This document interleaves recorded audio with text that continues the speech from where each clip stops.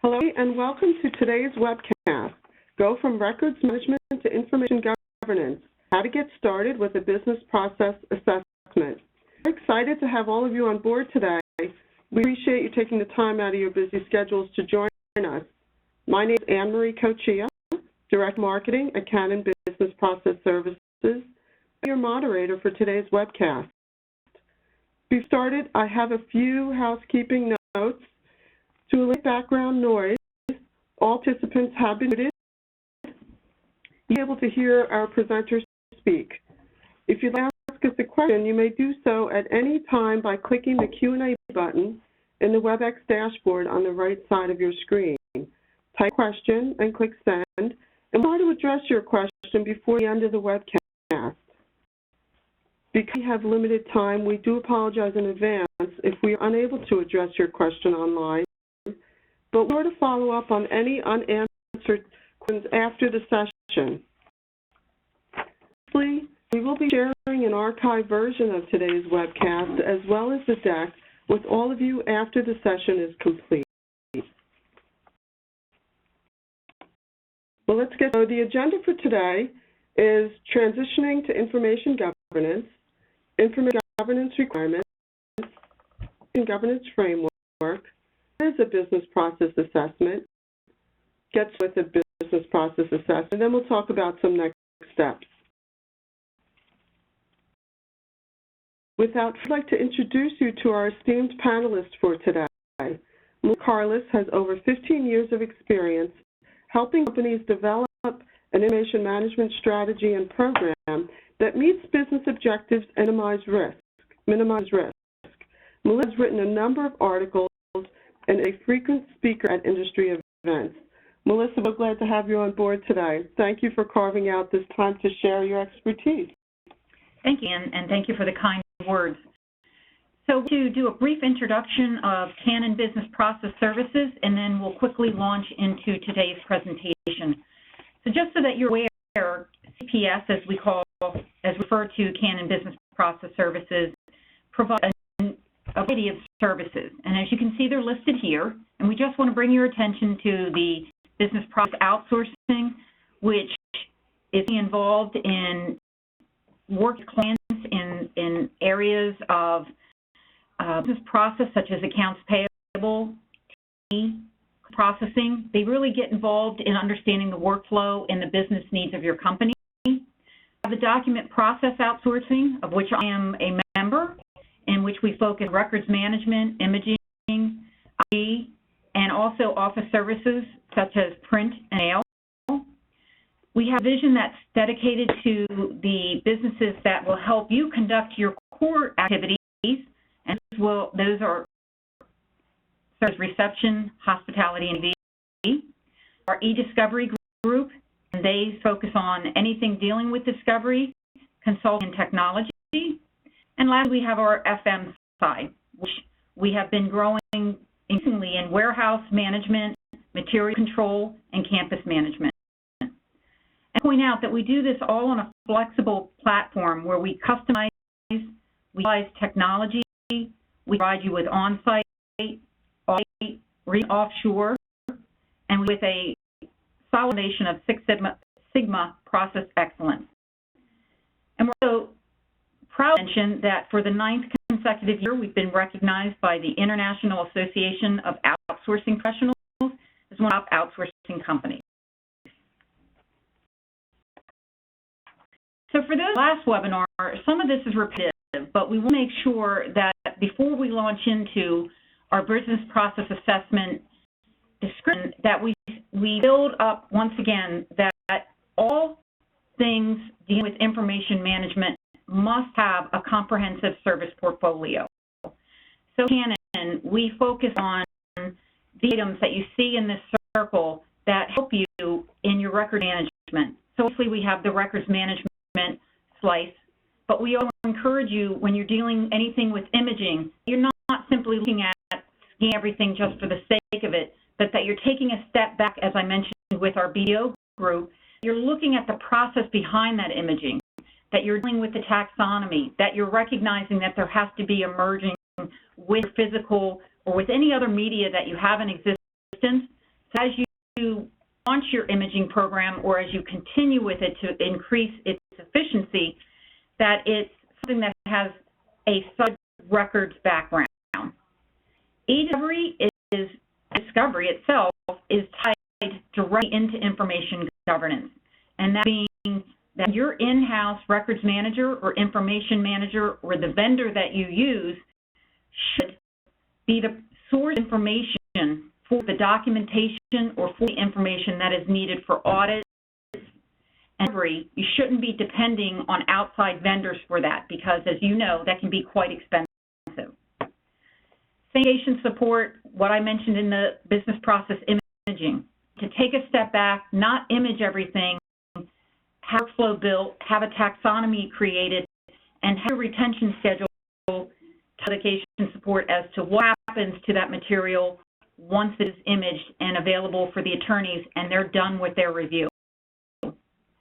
Business process assessment, which is going to be the focus for our presentation today. Business process assessment is a nomenclature that our information governance has created. And the way to think of it is a gap analysis. So you hear me refer to it as a gap analysis or a BA throughout today's presentation, but just know that as we go through this, they're one and the same. So our slide quickly will go through, and it's just a reminder that when you're looking at anything to do with information governance and management, you want to make sure that you are researching what's available, what resources there are, because a lot of times people think of records equaling paper. That's true. Records encompasses paper, but more and more it's all about electronic records management. It's about workflow, it's about business process. So make that when you're researching for your next project or working with vendors like CANON, that you're considering could be an on-site opportunity, should be doing this off-site, similar to an imaging center that CANON provides here in New York or in Utah, or we even open it up to offshore, similar to we have in the Philippines, where we do a lot of coding for discovery clients. And secure cloud delivery. I do not promote cloud storage over any other kind of storage. Just keep in mind that it's all encompassing and that record management is much more sophisticated than getting it delivered in a timely manner. So, Winder, let's talk about how we transition. It is built on life cycle. It's the controlling of the creation, the receipt, the maintenance, the use, and disposition of records. And this is what we've been practicing for over 50 years. We have great groups, PhRMA and AIM, that have created best practices which we follow and which we adhere. But one thing, when we think of records management, the traditional view is that it only encompasses paper. If there's interaction with electronic, it's combined to the document management software, and that's it, and that it only should encompass records, which are evidence of business activities and transactions. Very limited exposure to anyone on the C-level or in risk and compliance, because once again, they're viewing them in a silo of paper management. Today, where we're evolving, and not necessarily the records managers that have been keeping abreast of the industry and how it's, once again, evolving, is information management and governance. This is something that many records managers and information managers have been doing for many years. However, it has gotten attention that it deserves because of many things that have been happening over the past few years, like hacking or disasters, or anything that you may have noticed due to misbehavior when it comes to managing information assets. So our definition of information governance is records management plus. And one way that is, it's still built on that foundation of good records management. But expanded is that includes items such as metadata. You should have much more access to all repositories across the enterprise, not just records management software, a document management software. Security to be applied across the repository. And a lot of people on this call are familiar with things like shared drives and hard drives and your smartphones. Think about training you've received on the security of them and what behavior you should have. If you haven't received any, that's an indication that you need to be looking into your information management program. Privacy. When we say that, many people are thinking HR records or personal information. That has nothing to do with me. Privacy is attributed to every record, all information across the life cycle, because it doesn't necessarily have to do with information. It has to do with your corporate or your legal firm's information. So classification, data privacy attributes across all information, across the enterprise, in all repositories. Information governance today is a buzzword. It's getting a lot of attention. New job titles and descriptions are being created based on this. And so it's good that you're attending this so that you can get yourself educated. And if records manager, you want a new direction you can take, or if you're not, these are some of the items that you can research as you take notes throughout this presentation. We mentioned direct link for e-discovery and legal response. Once again, you want that control of your information in-house so that having outsiders, external, depends on very expensive attorneys and paralegals that are going to have to identify what information, then review it, and then call it. That's that you should be expecting from your information manager in-house, and you need to empower him or her to do so. Final thing is dashboard reporting with analytics. The big thing with analytics and information governance, that connection is getting more efficient, getting better, being more assured of the security and privacy throughout the growth of the program. By auditing yourself, how you respond to legal requests, how you respond to finding information, how you respond to auditors, and you track that information. How much of my documents are paper, how information is contained or controlled on smartphones, what allowing to hit the social media, and you control that and track it so that you have proof of your behavior and proof that you're getting better at controlling your data. Frequently conduct BPs, which we also said were gap analysis. And these are the data pains that are voiced by our clients. And some of them resonate with you. We have systems that run business, but they don't talk to each other. Think of it. You've got, again, the shared drives, the hard drives, the USBs, the smartphones. You may have various databases, repositories, etc.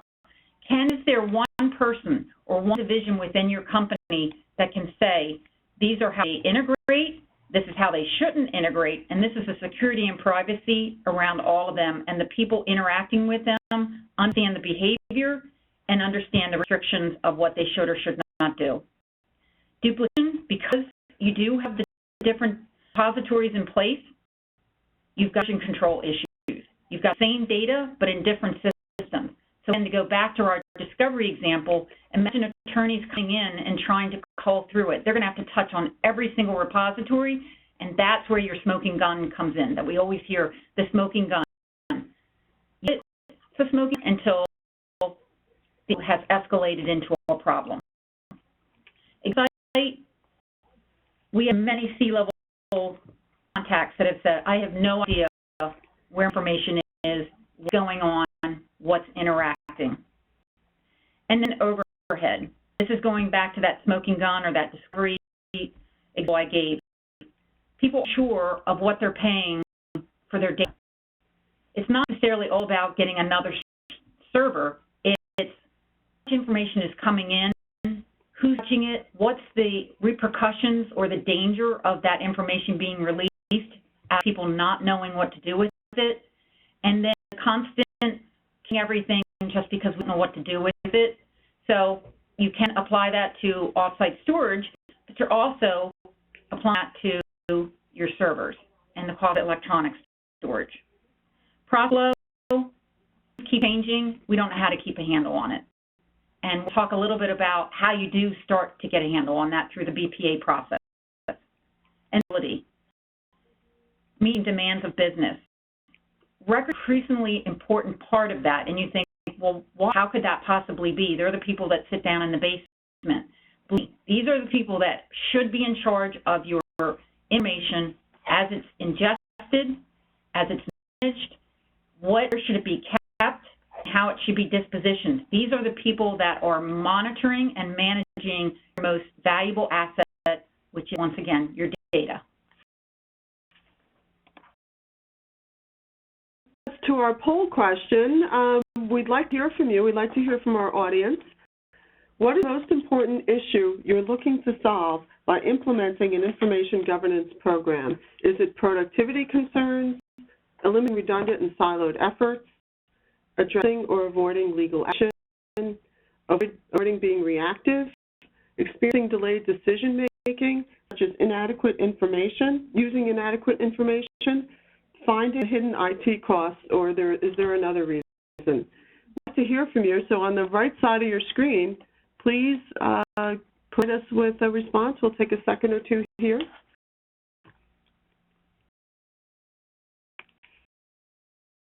Good response so far. Let's just take a second or two.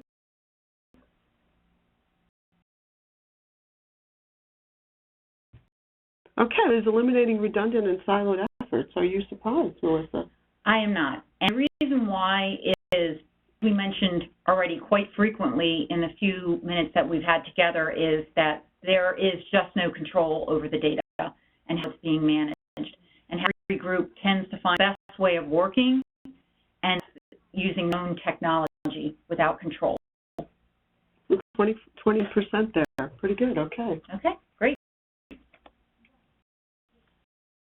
Okay. We're going to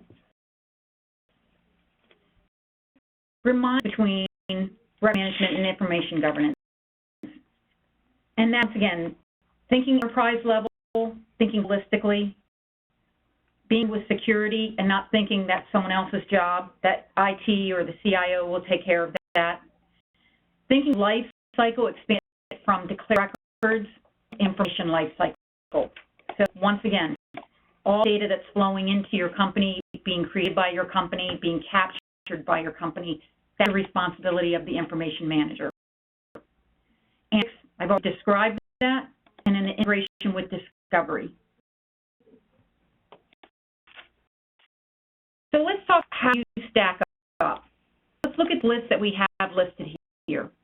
Immature may not be the best word to use. Maybe you are evolving or transitioning.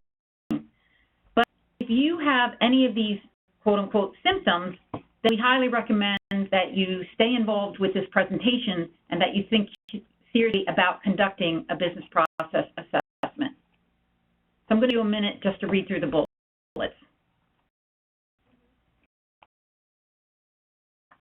Here, because I think we would have had a tie across the board.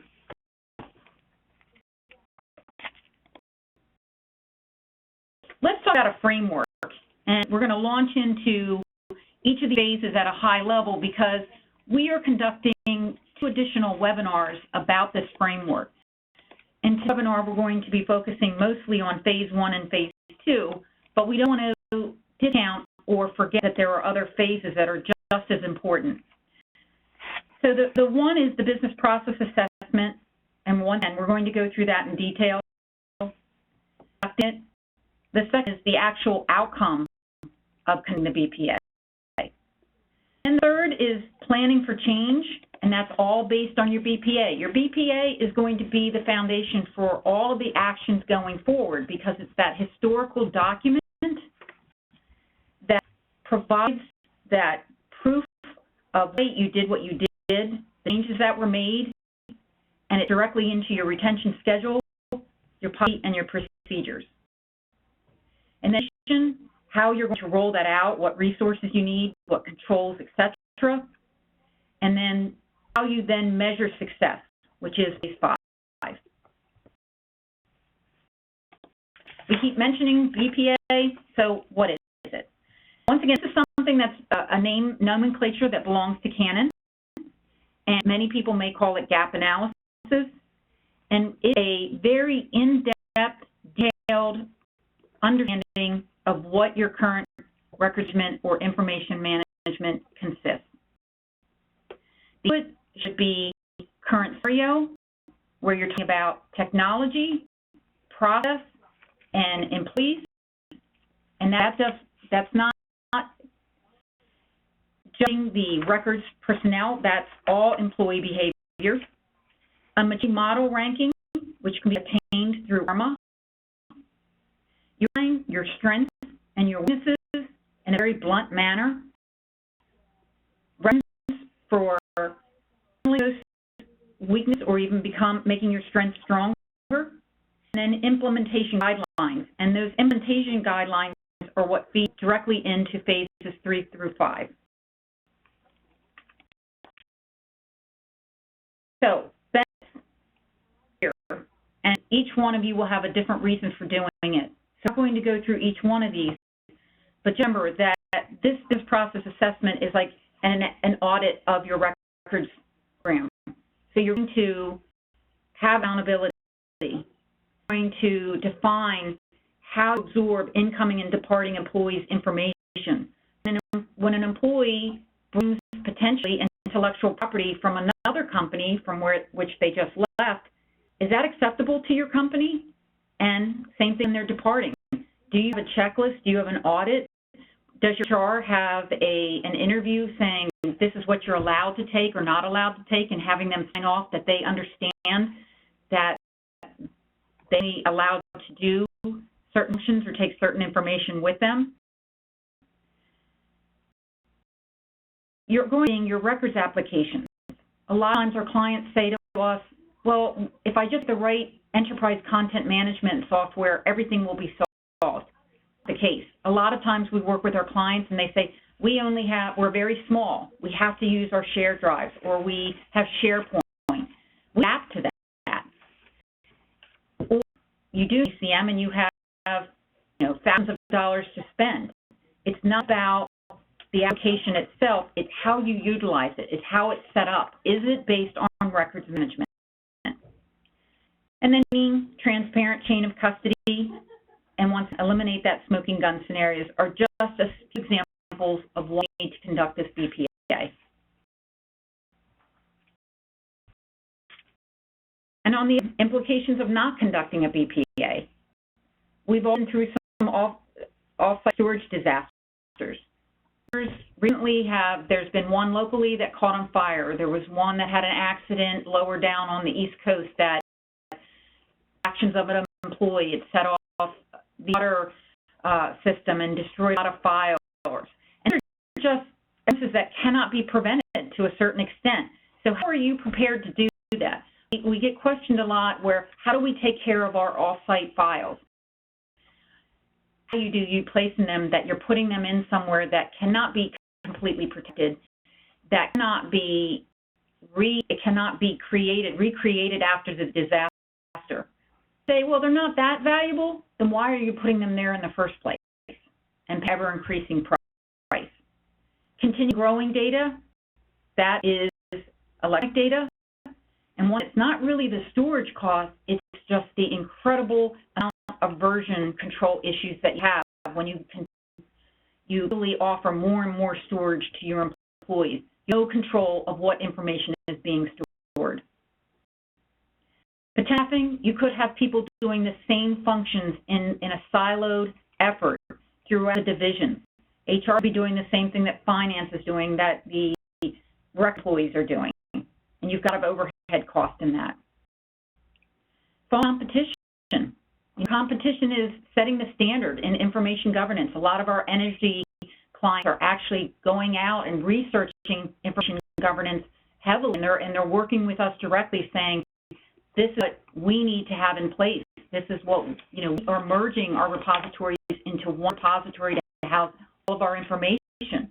We have law firms that are being audited by their banking clients, and the banking clients are mandating policies, procedures, and the technology to be used. You've got to keep up where this industry is going.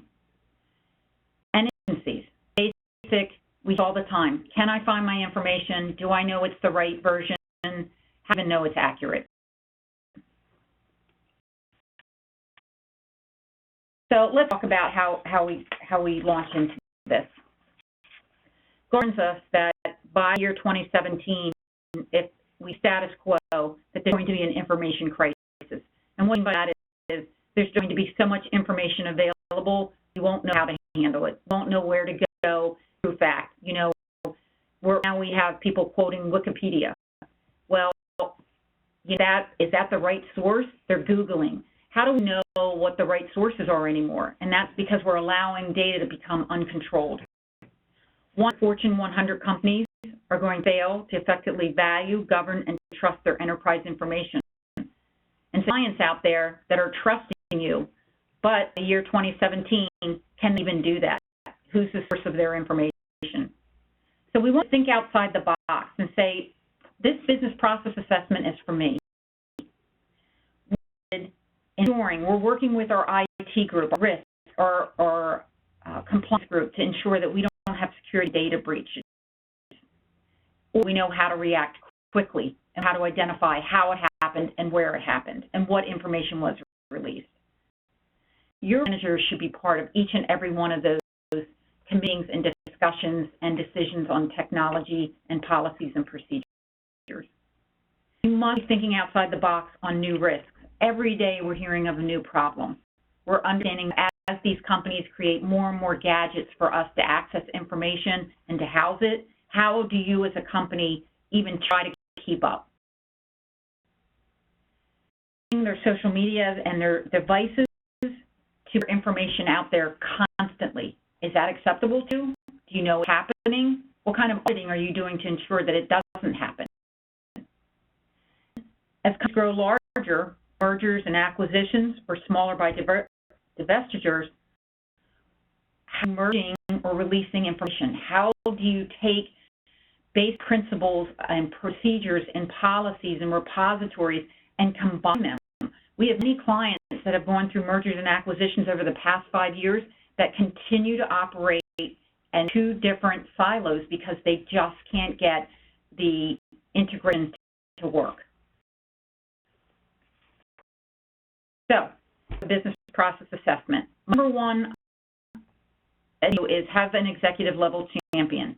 If you don't, it's just not worth your time.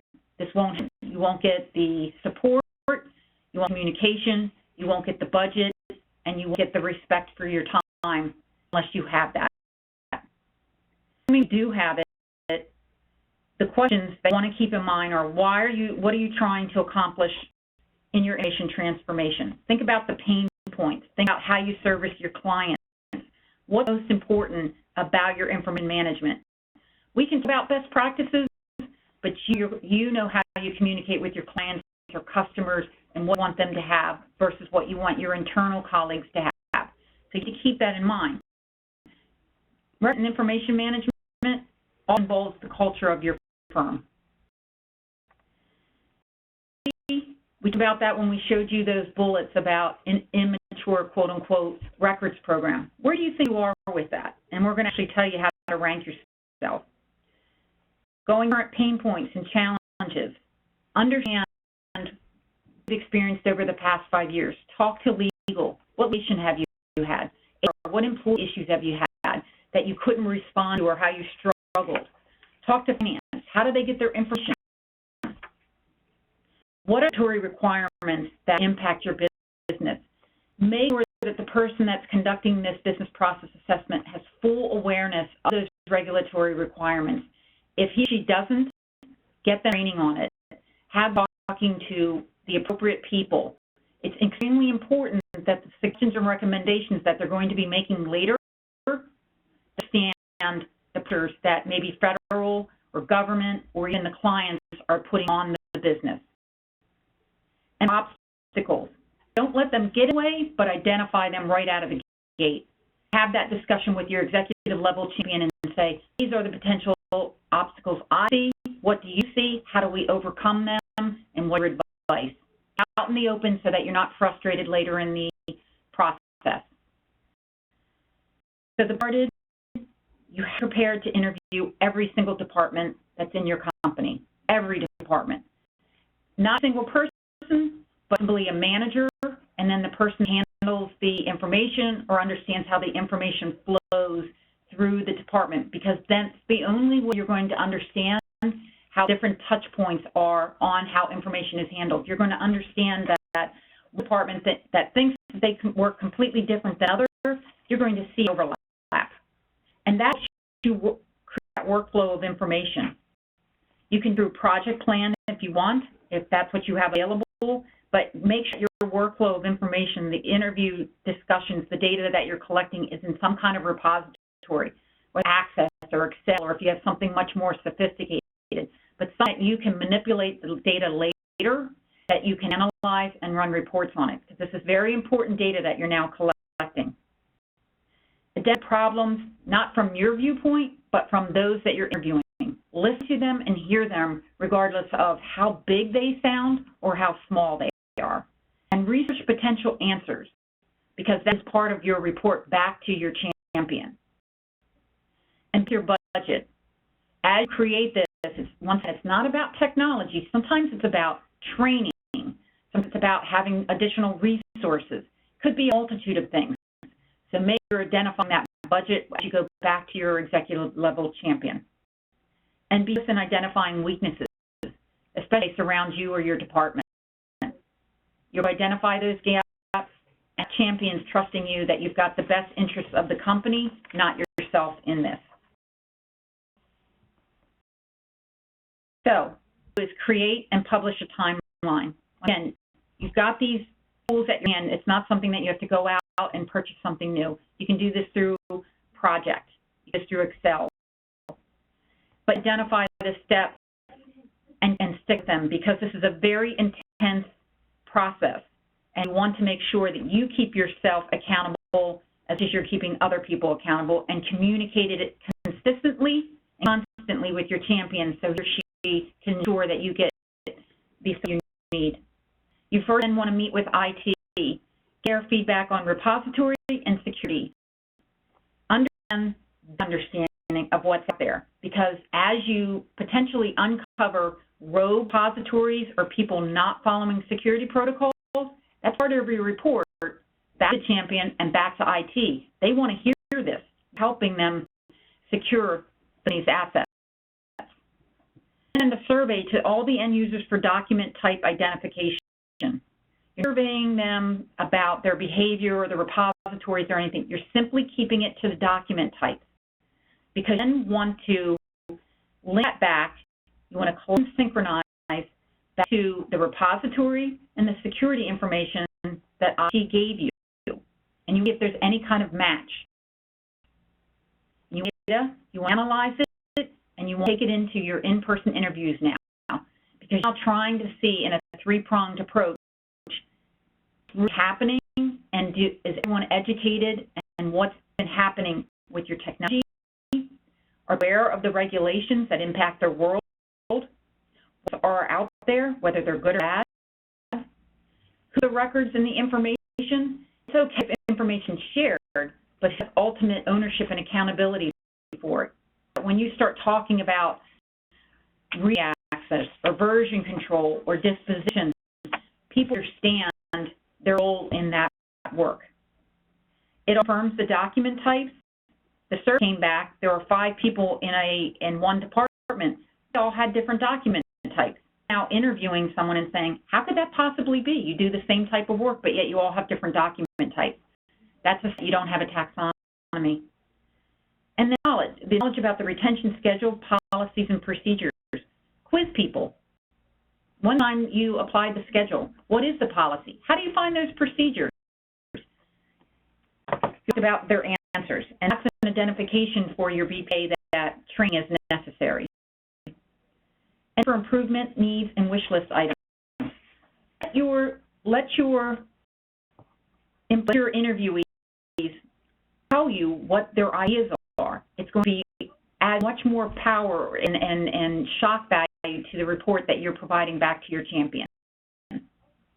We have a write-in question. Let's just take a moment. The question is, how long does it typically take to conduct a gap analysis? And that's a good question. There's no standard answer for that. So the first thing, obviously, it depends on the maturity of your records program. Some you may already be able to do very quickly, or some you may be starting out from scratch. It all depends if you're a one-location company. If you're national, if you're global, you're going to have to start very small and take steps that meet the needs for each of these steps that I'm outlining. So it could take weeks, or it could take months, or even years. Well, thank you. Thank you for that question from our audience. Thank you. Okay, so we walked you through the steps of how to conduct a business process assessment.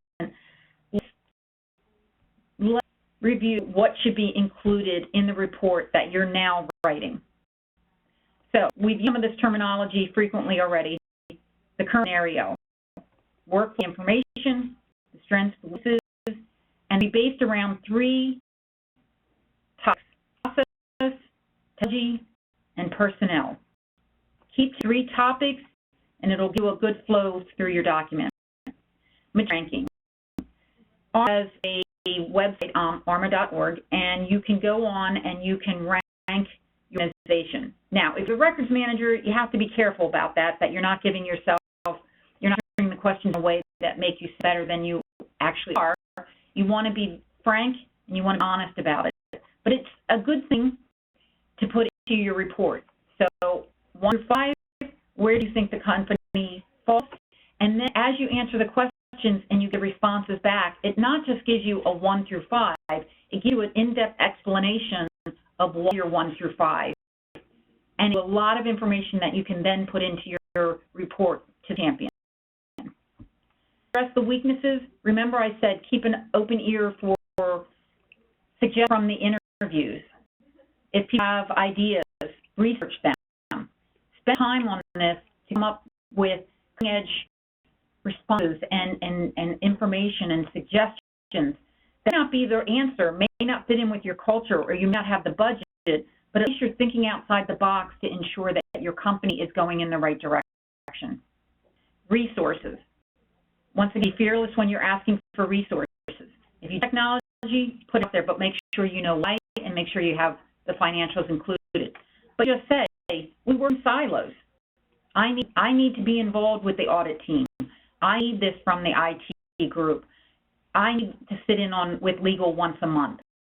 Those in-house resources at no cost, but it involves identifying and overcoming the weaknesses. And step description of next steps. Painful process, and it takes a lot of time to get your records management in place. So you have to think through the process, use implementation plans, times to map out what your current workflow looks like, what you need to look like, and potentially even future state for years to come. Map directly into the end result. And we're going to talk to you about that on the next webinar. Presentation is having, once again, submitted that BPA to the champion, what would it take to implement? How many sources do you need? What are you expecting from IT, from legal, from audit, from compliance, from risk? What are you expecting for your own team of employees? What training do you need? XP ranking. Okay, you came in with a maturity ranking of 2. Now, what we need to do is we want to make sure that we're at least a 3 or a 4, the resources that you're asking for. If you're coming in and saying, I need $1 million to do this, we don't recommend, but if you happen to do so, then maturity ranking should reflect that resource that's being invested. Benefits. Every single result, condition, a resource should have a benefit around it, so that buy-in from the various departments and from the champion. Make sure that you're approaching this in a very centralized way. The one thing that's on to give you some help is recommendations, because people are saying, well, I know what we would need. I've done this. So the next 2 slides are going to do that. So you look at your processes, both for physical and electronic. How is information shared? Does it go along the path to be shared with other groups? How shared and how does it help you service your customers? down to the very detailed level of explaining each and every department's handling of information.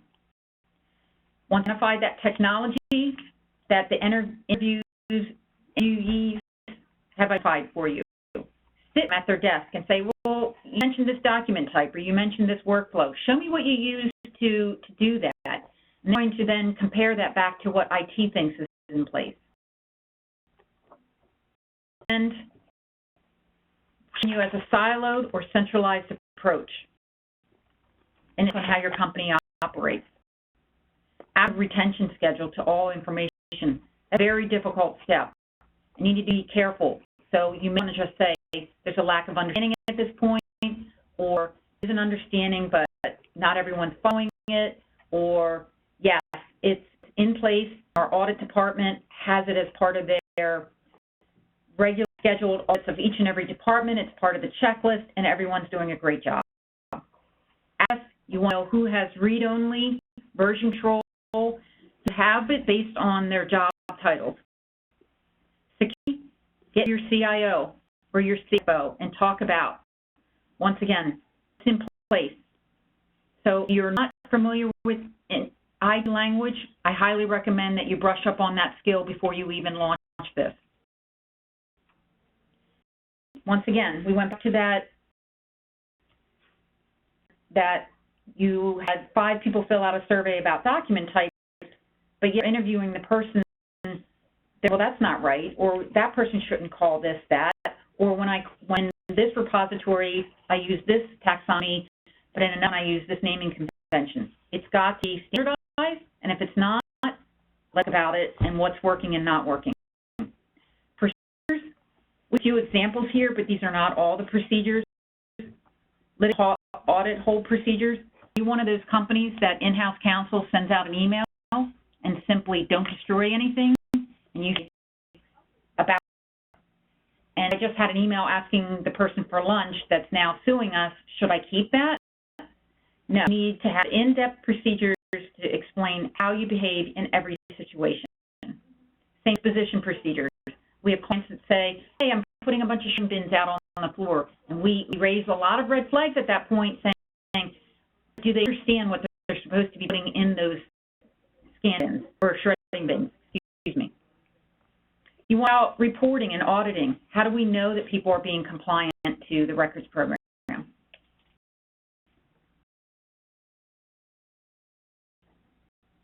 Well, we do have another write-in question. If we can just take a break and address the audience question here. What level of expertise does it take to lead a gap analysis or business process assessment? And they're asking that because that's something this can't be taken lightly. This can't be something that is not handled by someone that has at least a high-level comfort with information technology. It could be someone that's very educated in records management, especially electronic records management. It should be someone that's educated in how the firm operates. It shouldn't be someone that's new to the company. If that person is new, then make the investment and to consist until that person is savvy to the culture of the company. It doesn't hurt to send who you have doing this through AIM and ARMA and the other source out there. For instance, when you introduced me, I have trained information governance professional. I am a certified records manager. I am certified information professional. It's not the accumulation of the initials. It's getting that training that you can touch all of these points that we have so far. And as you see on the slide in front of you, you talk about the ARMA principles. When you're talking about availability and transparency or even integrity of information, make sure that the person conducting this BPA even understands what that means in the first place. So thank you. All right, and recommendations should also touch on the communication and the education throughout the organization. Where are you in this, when you, the listener on this call, how often do you get trained on information management? How often do you know how to conduct business? Do you save everything in your shared drive and think that that's the best way to do it because it works for you.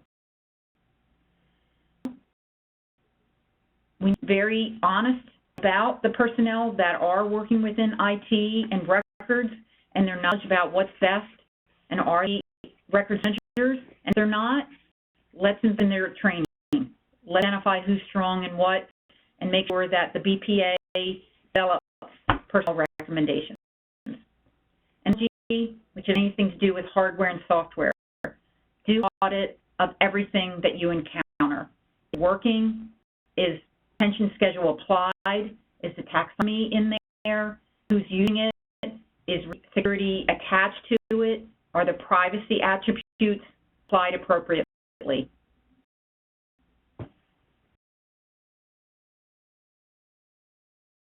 We talked about an records program, and that really is where a lot of clients are at this time, unfortunately. They're at level 1, isolated, where you have a really good records manager in place, where you have a group that's trying to focus on what's best for the company when it comes to data management, but yet they're not getting much traction. It's a realized effort. Through the PA, you're to then level 2.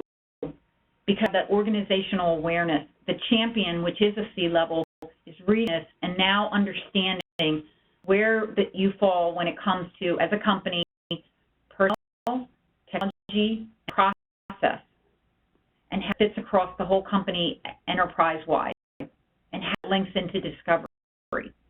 Now, you want to ensure, though, that once you reach level 2, that you don't revert back to level 1. Great report, thanks for spending months on this, and then you go back to work in a siloed environment. You want to ensure that you're using that business process assessment, and we're going to go through this in our next webinars, to then launch into your position or your company strategy, so that information department is seen as a business and technology partner in all initiatives going forward. And then obviously level 4, that would be IMMATURE maturity model ranking of a 5, where information governance is as the #1 goal of the company. That driving process change, that change management is involved, that new initiative or new technology or new group that's absorbed or enter or acquisition that happens in information governance.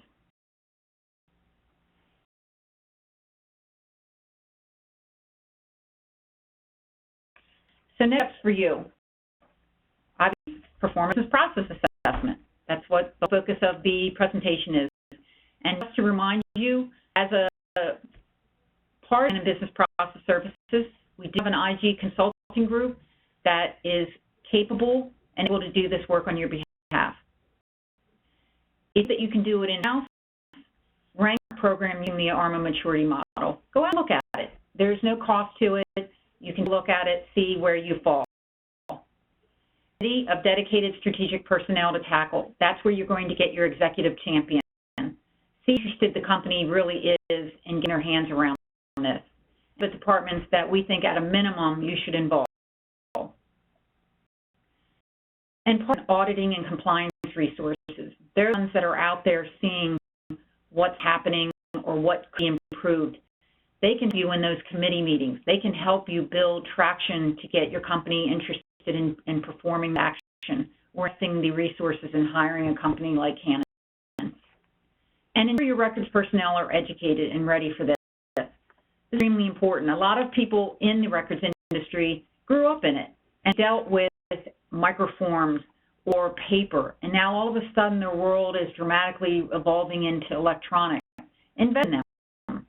Maybe they have the accreditations, not just for the sake of having it, but being exposed to what's going on in the industry. They're involved. They can bring that out of the box thinking to you. That they're trained in security and privacy. They understand that lingo, and they can work with your IT with valid and valuable information and recommendations. Once again, regulations that impact your type of business. Some of these regulations are changing on a consistent basis. Make sure that you're investing in their training, not just give it to the C-level, but make sure that the people that are in charge of your assets are there.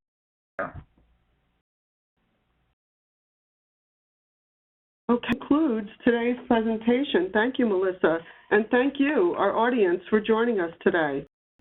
We hope you found today's program insightful and helpful. If you have any additional questions for Melissa or would like to learn more about how CANON Business Process Services is helping other companies develop and implement an information